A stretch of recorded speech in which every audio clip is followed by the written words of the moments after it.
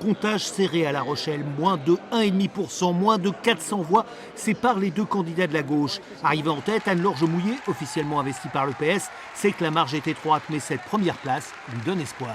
Quand on fait le cumul des voix de gauche, la gauche reste majoritaire à La Rochelle. Donc j'en appelle, comme c'est ce que je viens de dire à l'instant, comme le veut la tradition, j'en appelle tous les partenaires de la gauche à rejoindre cette dynamique que nous avons entamée il y a quelques mois et qui progresse petit à petit.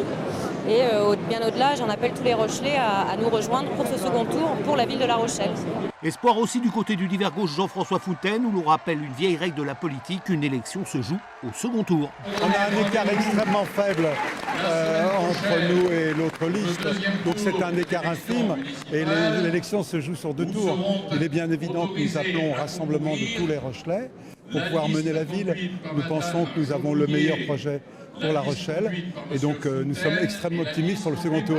Avec 18,8%, la droite est nettement distancée. Sa candidate applique l'adage « ne jamais désespérer ». Une semaine pour convaincre, une semaine surtout pour dire aux électeurs de droite et du centre, vous avez des valeurs de droite et du centre qui ne sont pas les mêmes que celles de la gauche, alors votez à droite et au centre.